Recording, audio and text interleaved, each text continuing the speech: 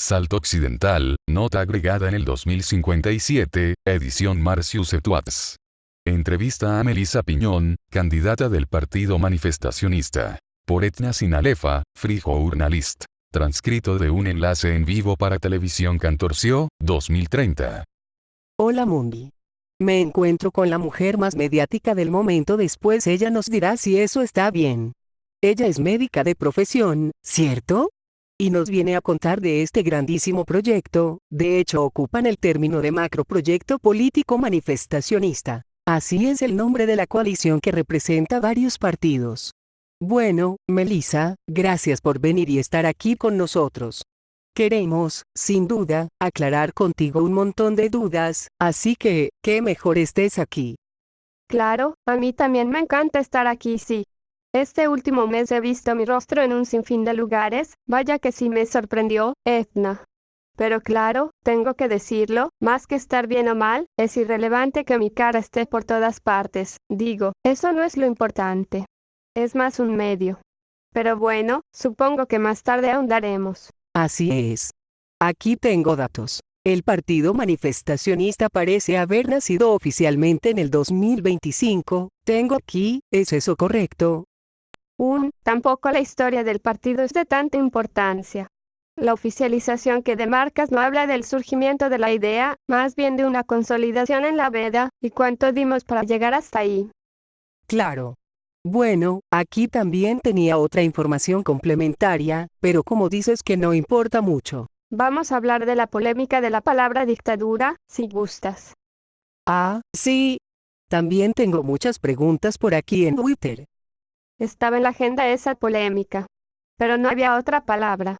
Lo que el partido manifestacionista postula es, sin duda, un régimen dictatorial.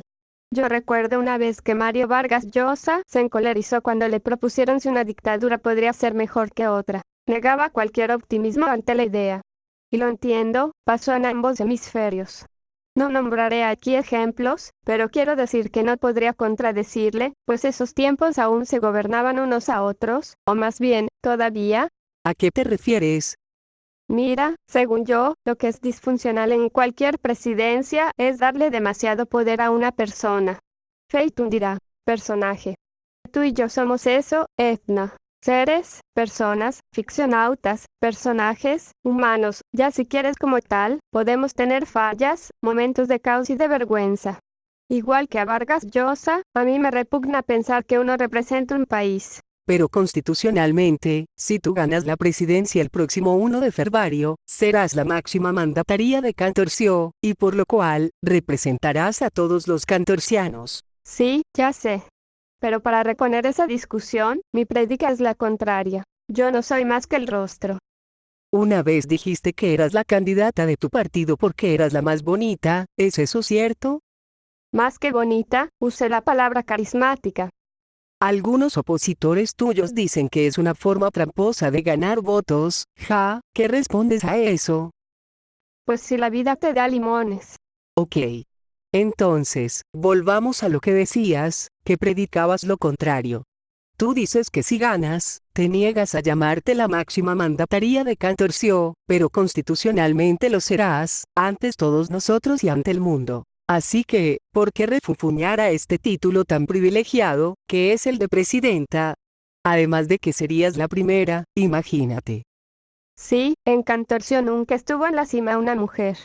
Es curioso y bueno, yo negaría de serlo porque en verdad me consideraría como el último filtro de la manifestación. Es solo simbólico. Yo no decidiré nada por mi cuenta, solo seré la de la foto y así. Pero bueno, parecemos un círculo, hablemos mejor del macroproyecto. Sí, también se habla del partido manifestacionista como un proyecto antidemocrático, dado que hablan de poner una dictadura, cambiar la constitución, imponer un nuevo régimen muy poderoso. Y lo dicen con mucha labia, me imagino. La verdad es que no. Somos antidemocráticos, más bien, queremos llevar la democracia hacia ángulos nunca antes vistos. No somos anti de nada, eso sería insostenible, porque pretendemos que todos los movimientos, tan diferentes como son, se reproduzcan en uno solo. También les han llamado socialdemócratas, comunistas. Es exactamente lo que te acabo de decir. No podríamos trazarnos una base así, porque aparentemente contradice otras bases, de las cuales también rescatamos cosas, como el neoliberalismo, por ejemplo. El manifestacionismo es un movimiento rico en ambigüedad, de todos colores y sabores. Tenemos tanto en común con el comunismo como lo tenemos con la pintura y la arqueología. Pero no me puedes negar que, cuando menos, son radicales. Y libres. Perdón, chiste confuso. En fin, podría darte la razón, Edna. Si queremos cambiar la Constitución, porque no nos parece tiempo suficiente lo establecido, 6 años apenas, la política actual es muy áspera, diría yo. No solo que dependa aún de voluntades y personajes, sino que la democracia promueve el desmérito y la desunión hacia los mandatarios, constantemente. Es una dialéctica que nosotros quisiéramos terminar. Decía Enrique Dussel, plantear un proyecto de 100 o 1000 años. Creo que la longitud de la duración está planteada en la relatividad de existir como individuo, dentro de una política que le favorezca a todos y no solamente a la mayoría. Pero bueno, también hablar de la completitud es complicado. ¿Cuál es esa dialéctica de la que hablas, Melissa? El lema de los demócratas es, la libertad nace en la oposición. Hay que darles la razón en querer no estar de acuerdo en algo, globalmente hablando. Pero escuché de diputados que votaban en contra de una propuesta a la cual, intrínsecamente, estaban a favor, solo para denotar esta oposición favorable. Más allá de la hipocresía que es oponerte a algo, para que te vean diferente, el manifestacionismo no ve tan fructífero este actuar.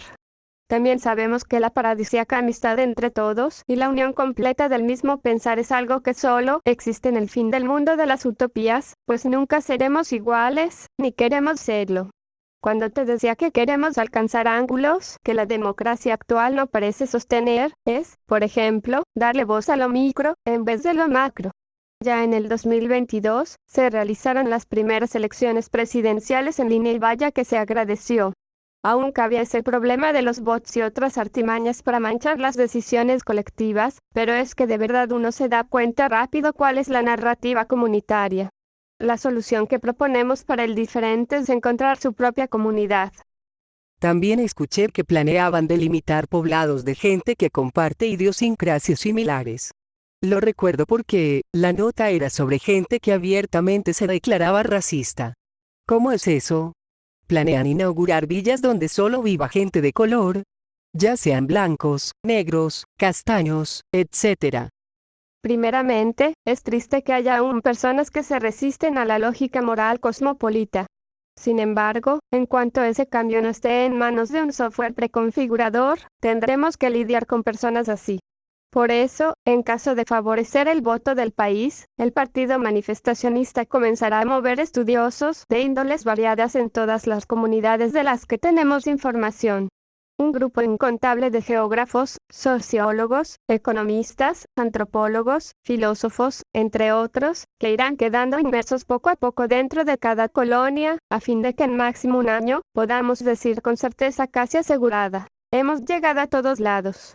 Y llegar es conformar ese orden inconsciente, ese teatro donde somos una cosa, imperdurable. Nuestra razón y especie es probabilidad dada. Los adjetivos que usaste eran solo formas de nombrar una cualquieridad. Nuestra imagen y nuestra trayectoria es una posibilidad del tiempo futuro. Hay muchas cosas de decirlo, se siente una paz. Saber qué eres y dónde quieres llegar. Sí, claro.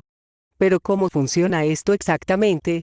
Digo, también se ha usado el término de gnósticos, para refutarlos, como el profesor. Sí, pero otra vez.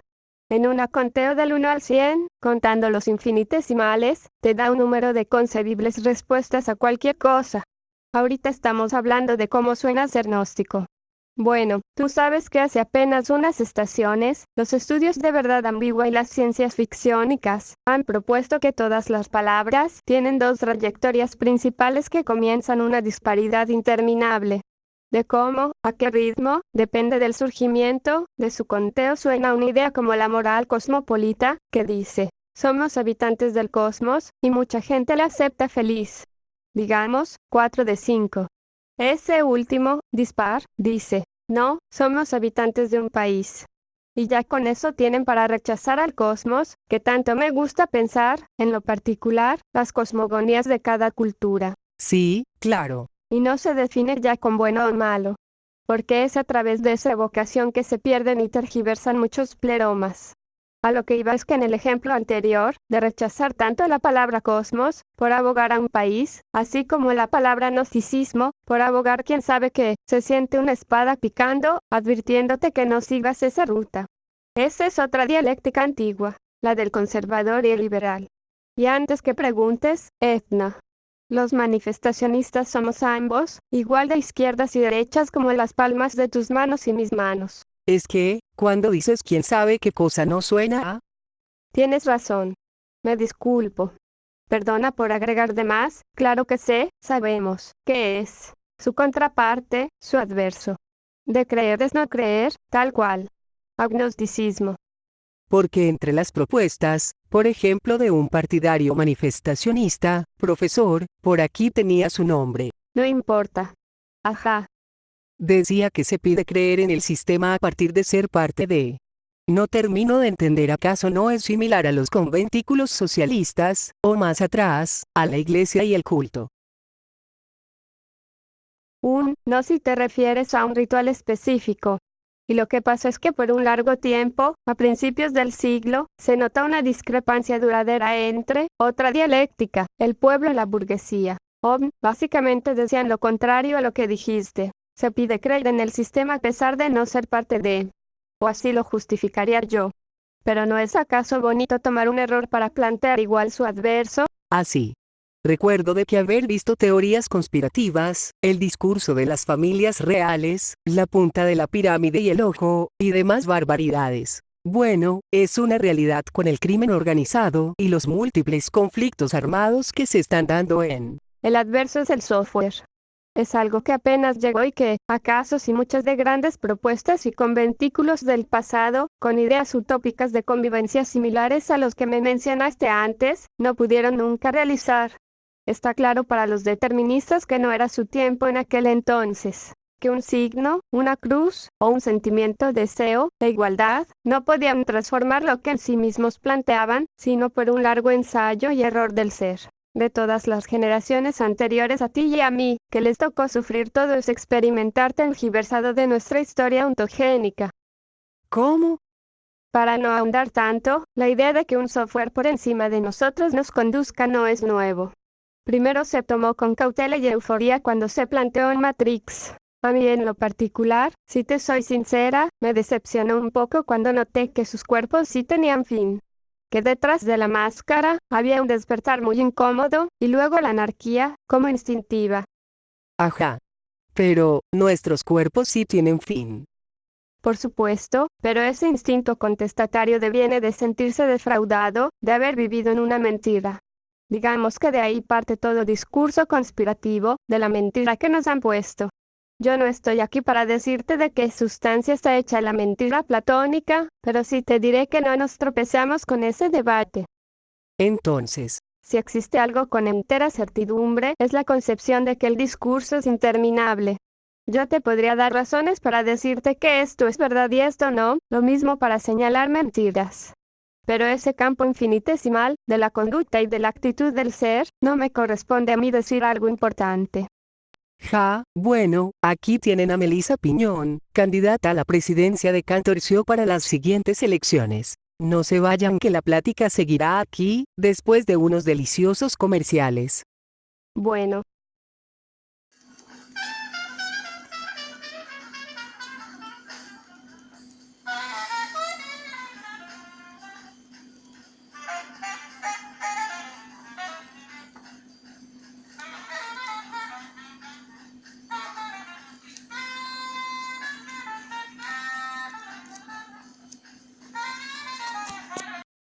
Que no puedo, Edna. A mí no se me dan esas preguntas de sí o no. De la primera palabra que se te venga. Vamos. ¿Por qué no? Porque se me ocurren muchas cosas cuando me dices una palabra cualquiera, y de ahí a que alguna tenga mucha relevancia, más que las otras. Hoy. Ni hablar. Tú has visto seguramente cómo sufro en los debates presidenciales, pero es en parte la conducta distraída que manejo la razón por la que me mandaran allí. Te cuesta trabajo. Sí. Sobre todo con el candidato. La razón es sencilla, pero a mí me dificulta entenderla, quizás porque así soy yo. Nunca soñé siquiera en llegar a ser presidenta. El candidato manifestacionista contesta agresiones por distracción. En el capítulo 8, me parece, del Tratado de Mica Laporte, uno puede notar esas actitudes que se describen ahí. En ti. Así es. ¿Tú te consideras líder? Oh, mira que cuando yo era niña, cuidaba a mis hermanitas pequeñas, siempre ayudé a mamá en los gastos, y la universidad la recuerdo ahora como 7 años de dolor de espalda y desvelo. Trabajabas y estudiabas, ¿no es así? Ajá. Así que también en la escuela, yo sí me considero una, ya sabes, nunca más que otro. Esta es la parte difícil, porque en cuanto el macroproyecto se va construyendo, la tecnología emergente se nos es propicia, no queda en otro punto más que nosotros, aún en voluntades y personajes. Yo soy una líder que intentaría hacerte creer que yo no soy la gran cosa, sino todo eso que está detrás de mí, que es el otro de todos los nombres y rostros. Tú también estás ahí, adelante, detrás de mí. Esas típicas ideas que exponen para romantizar la cohabitualidad. Y no dejemos de ser románticos. La esperanza es eso, extraño capullo, donde crecen y florecerán nuestros sueños. Eres muy positiva. También soy negativa cuando se requiere. Cuando se requiere, Por ejemplo, negar que el crimen llegue un día al cero absoluto en las estadísticas. Tampoco niego que dentro de nosotros mismos, es decir, el partido manifestacionista, surge alguno con el corrupto deseo de dañar y aprovecharse de ese otro infinito. Todo esto es factible en cuanto no se dependa aún del software, que en tales casos, actuará para transformar ese abismo. ¿cómo es eso? Es un ejemplo imaginativo. Primero, piensa en la estadística de criminalidad que nunca llega a ese fondo, que significa cero. No te daré números porque estos son relativos al campo. Segundo, piensa en el suceso, en el momento en sí, donde ese daño se hace. El software, a nivel supraconsciente, razona que si el resultado H es inevitable, lo puede intercambiar por 8. Más sencillo. Imaginar el suceso en vez de realizarlo, que el criminal sienta la culpa de lo que pensó que hizo pero no hizo. Se forma entonces una telaraña alrededor del criminal, y entonces podrían decir que esa red está fundada en falsedades. Básicamente, el criminal se torna una víctima de su crimen. El software, que algunos investigadores ya quieren llamar oficialmente matriz, discernirá y transformará esta situación, entonces lo real es sumamente limitado para el sujeto. Esta red suena a espionaje. Sí, porque es supraconsciente. Es decir, una inteligencia artificial. ¿Y estás de acuerdo en sentirse observada todo el día? ¿Y que verá mi observador más que lo que soy? Además, ¿te imaginas un sujeto donde hay un objeto? Matriz será una estructura autómata y autocorregible. Dependerá de su circuito y su ingeniería inmortal, y no de un botón o un ojo detrás de la cámara. De ahí a que, después de mí, a gobernar, vendrá un cuadrado. ¿Un cuadrado? El círculo es más complicado. Aunque el cuadrado no se salva tanto, posee la irracionalidad de raíz cuadrada de 2. Pero bueno, la idea es tomar una figura geométrica cualquiera, tal que se estudie y genera así, reglas de conductas específicas intercambiables, debido a su naturaleza intrínseca de ser una figura, inamovible e incorruptible. Ja, así. Ya había escuchado esa propaganda, de que solo un cuadrado puede decirle que no a la corrupción. Da risa porque un cuadrado no tiene voz para decaer en tal cosa. Pero la idea es, que es la misma figura que estudiaron los geómetras del antiguo remoto, y no ha cambiado, dada su inmanencia y su inmortalidad. No sería tonto decir que solo ha existido un cuadrado a lo largo de toda nuestra historia, en cambio imagínate cuántos líderes, gobernantes y presidentes habría antes de mí. Pero no capto bien tu lógica de compararte con una figura geométrica, Melissa. Mira, regresemos a la primera pregunta que me hiciste, y no es que tenga muy buena memoria, sino que es la primera pregunta que siempre me hacen. ¿Cuál era? Sobre por qué proponemos un régimen dictatorial. Así. Bueno, te acabo de dar la respuesta. Queremos que aquello que sostenga este movimiento, que abarca todos los movimientos, no sea un ente de carne y hueso como somos tú y yo. Finitos, mortales. Queremos poner un eje que traspase las generaciones venideras, se adapte al futuro y se mantenga en el tiempo, como la figura del orden inmarcesible. Si escuchas a alguien más versado, te podría exponer más metáforas de este camino que lleva al software, que es la conjunción de todas las respuestas, la base de todas las preguntas. Un contenedor inacabable que sustente nuestro pasado y nuestro futuro. El lugar donde se transcriben todas las historias. Será como estar dentro de un videojuego. Puedes verlo así. Sí. Por eso llamaron al principio a las ciencias ficciónicas, las ciencias de la simulación. Y no es como estar atrapados en una nube. Bueno, el libre albedrío no se perderá. Lo que se perderá, con el tiempo, suponemos y esperamos, es la probabilidad de que esa libertad de la voluntad se desborde fuera del vaso que somos, el límite está donde comienza el otro. ¿Y cuánto dices todos? Soy, inevitablemente, imprecisa. No existe esa completitud. Lo que hay es una inexactitud del amor a la totalidad. Pensar que dentro nuestro, todos poseemos algo que nos une, etc. Se le llamó alma en su tiempo, luego vino el profesor venustiano y dijo que más bien, era un conjunto de creencias, un cúmulo de manifestaciones. Si fuéramos precisos, la totalidad abarca lo que existe, pero aún en eso hay ciertos límites y rompecabezas. Luego, se remota en lo concebible a existir, pero vuelven a aparecer los laberintos. La idea nace de aceptar una totalidad a partir de aceptar al otro y su realidad. Esto es complicado. Vaya que sí. No quiero enrollarte tanto.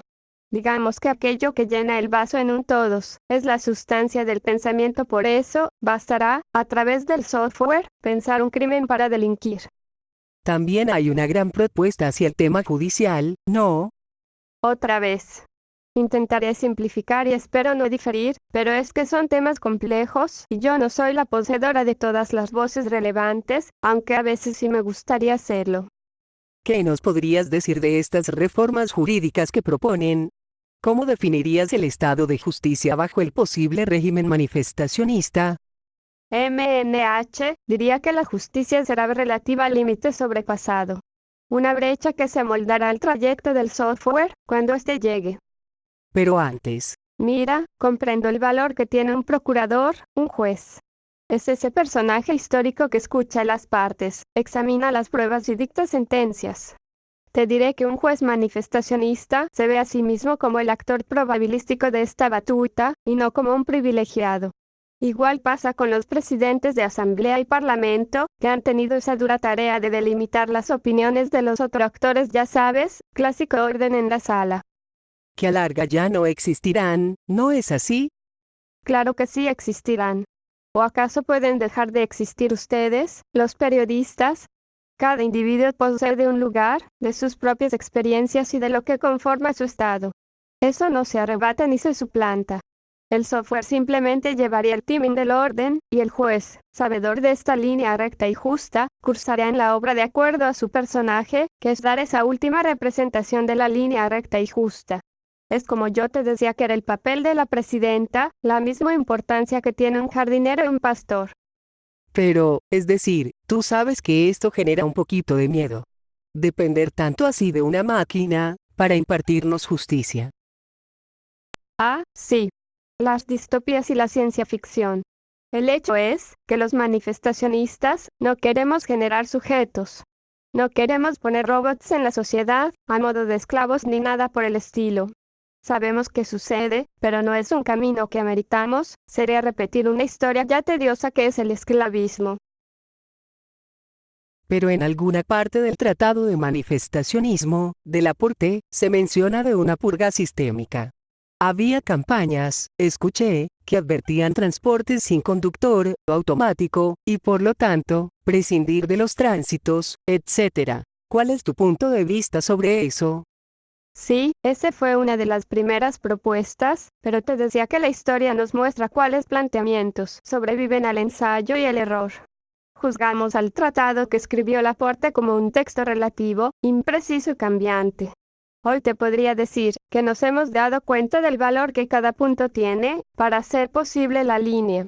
Si hay valores diversos, sumas que superen otras, pero será de acuerdo a la relevancia inmediata y no a la continuidad y la permanencia del aliento vital. Imaginarse la completitud. Es puntillismo manifestacionista, podrías decir así. Entonces, no habrá robots suplantando nada.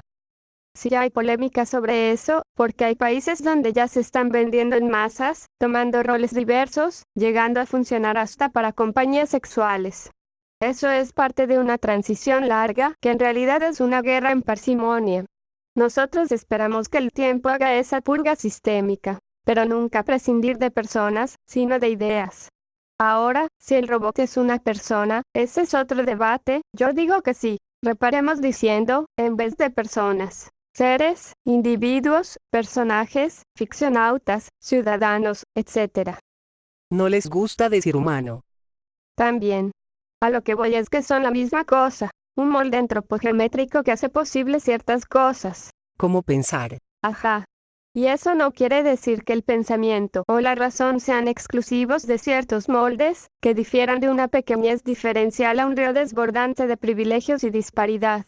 Porque no nos gusta negar la existencia de algunos, tampoco nos gusta decir que el destructor, sea quien hace daño, quien causa dolor, etc., es algo muy distinto a quien no lo hace. La moral es relativa y nadie entenderá tus razones así como tú las entiendes. He escuchado miles de historias dolorosas, de madres que perdieron a sus hijos, que en medio de su dura resignación, no pueden aceptar que aquel que le hizo daño siga existiendo. En cambio, hay que pensar, ¿qué pasaría con la tasa de fallecidos si de verdad, el asesino perpetuo, el mismo homicida todas las veces, fuera erradicado para siempre? Habría que plantearnos ya sobre el suicidio. Habría que vindicar la tristeza y el dolor como dádiva no pedida del otro posible. Tú y yo salimos del estudio ahorita, vamos por un café, y entre todas las personas ahí, una desea tu muerte pero es cobarde. Otra probabilidad, más ilusoria, es alguien que se muere por conocerte. Otra lejana, es la persona a la cual estás destinada a prestarle dinero. ¿Ves todas esas conexiones futurizas que surgen no más de inventar conceptos? Hacernos ficcionautas de un sueño, de una noción y luego. Habrá que ver. Vamos a un corte, ¿qué te parece, Melissa? Y volvemos con la última parte de la entrevista. Bueno.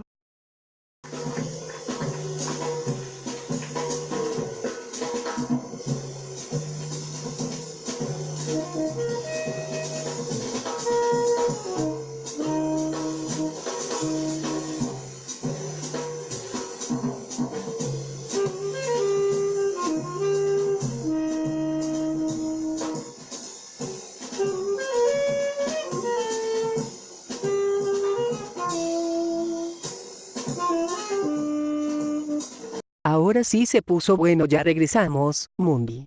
Aquí estoy en vivo con la mujer del momento, en Cantorcio, la candidata a presidenta, Melissa Piñón.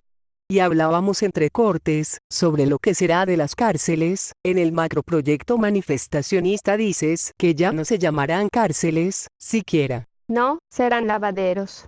Fue Edward T. Hall, en su tercer capítulo de The Hidden Dimension, donde describe la cualidad del zinc. Al español se traduce como lavabo. Y bueno, describía ese lugar donde una colonia, creo que eran neurones, almacenaban sus excrementos. Si lo elevamos a nuestro molde, nos fijamos que existe también en nuestros hogares, un sitio donde nos despegamos de nuestra basura. Luego, depende de nosotros cómo tenemos ese lugar, qué tanto mantenimiento le daremos. Es un hecho que aquel sitio está destinado a la podredumbre si no limpiamos cuando menos cada. Pero ¿cómo se conecta con? Digamos que esa podredumbre es deseo destructivo, el mismo que genera dolor, sufrimiento, el daño al prójimo, en fin, el crimen. Repito, no me refiero a las personas, sino a esa idea, o motor, que los mueve a decaer en eso. No les estoy diciendo a los criminales que son escorias. Sin embargo, así se escuchó. Pero la cuestión es, que el criminal también es parte de esa manifestación última, solo que le toca ser el recipiente del odio, por haber sido, ineficazmente, generador. Me da tristeza quienes tienen ese destino. La fórmula estaría en generarles uno nuevo, acaso en transformando ese recipiente que son, su molde antropogeométrico. La razón que lo llevó a hacerlo se les llamó, por el antiguo anciano de barbas blancas, purgadores. Nosotros no deploramos al actor sino al guión. ¿Quién escribe ese guión? En el futuro, te diría, esperamos que lo escriba el software. ¿Pero qué será de los criminales? Me ibas a explicar. Así. Nuestra manera de dar limpieza a ese lugar, del que te hablaba, y antes explicó el padre de la prosémica, es reformando al individuo, el cual vemos como un molde, un cuerpo cualquiera. Esta narrativa justifica al criminal, así como justifica al genio. Lo que te decía de contar del 1 al 1000. ¿De qué se trata ese reformamiento? Pues se trata de plantearnos algunas discusiones sobre la identidad. Nace de esta breve pregunta: ¿es posible reiniciar al ego? ¿Eso cómo te lo imaginas que sería? Yo me lo imagino como si esa semilla que te hace delinquir se extinguiera de dentro de ti. Ya Borges nos planteó el arte del olvido. Imagínate que has cometido el peor de los crímenes, no sé. Digamos que mataste a tu novio, ¿tienes novio? No. Bueno, qué mejor, para ponerlo de ejemplo hipotético. Lo mataste y te duele haberlo hecho. Le duele a su familia, le duele al mundo tu crimen. Olvidémoslo, reiniciemos una situación, intercambiamos la escena del cofre de las memorias, suplantemos el recuerdo. Eso va a variar de acuerdo a qué crimen fue. Prevemos que habrá quienes tendrán que olvidar casi todo lo que hicieron, nunca por completo. En cambio, la palabra reiniciar. Bueno, es una metáfora explicativa. Una entelequia, de las cuales contamos con muchas. Como la economía transfinita. Exacto. La propuesta dice que el dinero perecerá también, ¿no es así? Más bien, será más simbólico que material. ¿Cómo se parece a la negación de la propiedad privada? Se quieren crear unas tarjetas de débito inacabables. Parecido a un voucher, donde los individuos podrán usarlas para adquirir sus necesidades, mientras se mantengan activos laboralmente. Pero sí sería como socialismo, porque básicamente plantean igualdad de ganancias para todos, el que hace más y el que hace menos tendrán la misma cantidad, ¿no es así? Déjame contestarte con una pregunta, si te parece, Edna. ¿Estarías dispuesta tú a hacer una lista de qué trabajos valen más, y cuáles otros valen menos? Porque yo no podría, el manifestacionismo es también relativismo. Bueno, sí. Digamos que no me atrevería a señalar a nadie, pero sí es un hecho que hay quienes hacen más por contribuir en la sociedad. Pues yo lo que desearía es que esa contribución no se midiera con un filtro macroscópico, pues por eso queremos inaugurar la microdemocracia, entre otras cosas. Por eso delimitamos ese deseo de caos y discrepancia, la única cosa que no contribuye. Una cosa muy grande y sus fragmentos se cuelgan, se tienen que colgar, en cualquier discurso, aunque esa no haya sido la intención primera. ¿Cuál cosa? El peyorativismo. Para nosotros, el desmérito, el absurdo, el acto de desprestigiar cierta cosa, es algo censurable. Tú mismo has de saber que habrá gente que quiere que te calles y no sigas haciendo tus noticias, pero eso no te detiene. Y vaya que los hay. Bueno, lo que te decía, esa probabilidad, nunca nula, de que haya alguien al que no le gustes, alguien que te ofenda o al que le ofendas porque no existen todos, por eso digo yo que es paradisiaco. Se ha dicho que quieren hacer ilegal el acto de evocar el absurdo. Digamos que no es ilegal del verbo, sanción punitiva. Es más bien una forma de transformar el paradigma del mañana, para que comencemos a pensar, inconscientemente, que no contribuye, como dijiste tú, manchar o tergiversar al contrario. Es pensar que si no me toca a mí, le toca a alguien más. El loco es aquel que no entiendo pero que sin embargo existe. Pues ya nos tenemos que ir, Melissa. Me ha dado un gusto gigantesco que vinieras aquí y platicar con nosotros. A mí también me gustó venir aquí. Por último, ¿qué les dirías a aquellos que aún no están decididos por cuál alternativa votar este siguiente 1 de febrero? Pues les diría que primero decidan qué quieren ser, hacia dónde quieren llegar. Recordarles que yo solo quiero convencerles, que lo que ellos son, es parte de lo que todos somos y podemos ser, que la añadidura es esa partícula manifestacionista que buscamos que un día, las políticas no dependan de voluntades sino de una maquinaria inquebrantable, donde la justicia se sienta en ser ese fragmento intercambiable en la sociedad. No sé qué más. Los quieres convencer con tu carisma, ¿verdad? Sí, también con mi belleza y mi discurso, pero da igual.